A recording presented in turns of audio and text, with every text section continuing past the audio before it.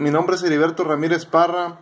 A continuación les estaré presentando un reportaje donde utilizaré 3 noticias que involucren el panorama macroeconómico de nuestro país, México. Estando en curso en la materia Economía del Instituto Tecnológico de Saltillo, cursando la carrera Ingeniero Industrial. Un tema referente a la macroeconomía de México, que dice así: el problema de México no está en la macroeconomía.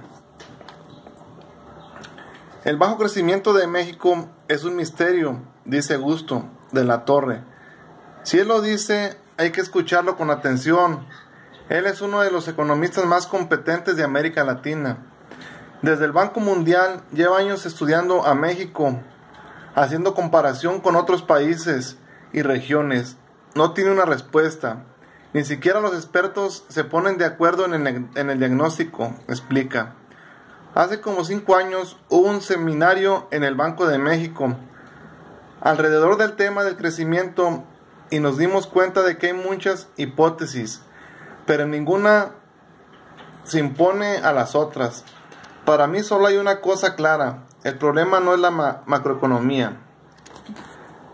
De la Torre pertenece a una generación que empezó a tomar las riendas de la economía en la región en la década de los 90.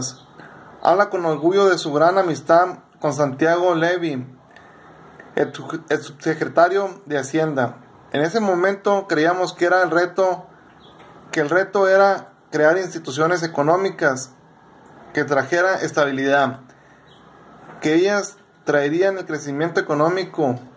México lo hizo, construyó instituciones creíbles, el Banco de México y la Secretaría de Hacienda. Son de primer mundo.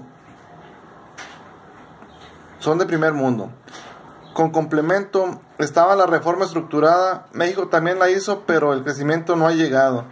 Pienso que México ha tenido mala suerte con las reformas. Enseguida del NAFTA vino la crisis del tequila. Después de la reforma energética vino la caída de los precios del petróleo. El bajo crecimiento es más desconcentrante, dice de la Torre.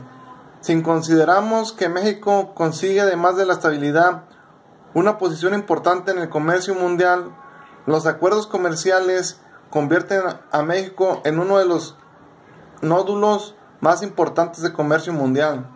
Hemos hecho los mapas de flujo y México es un jugador muy relevante por el volumen y por las industrias en las que participa. Las instituciones, la estabilidad y el crecimiento de las exportaciones no han bastado. Las instituciones, la estabilidad y el crecimiento de las exportaciones no han bastado. Entonces, ¿qué pasa? Son muchas hipótesis. Cada una nos ofrece una respuesta que puede ser útil, pero no explica todo. Un factor que pese es la desigualdad, asociado al control monopólico que unos agentes económicos tienen sobre sectores claves.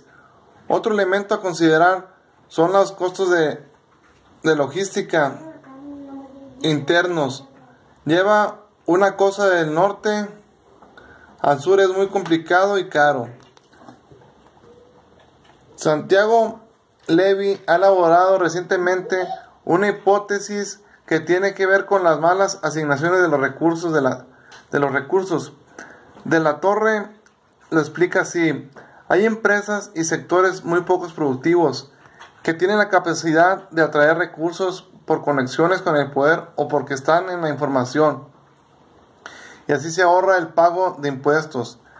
En otras palabras, hay un subsidio implícito a la parte más improductiva de la economía. Eso se convierte en un lastre. En una economía muy eficiente, los recursos fluirían de lo ineficiente hacia lo más productivo en México. Ocurre a través de la red. Bueno, aquí les dejo una noticia que es muy importante. Trata sobre la macroeconomía, que no es el problema de México. Espero y le hayan entendido. Gracias.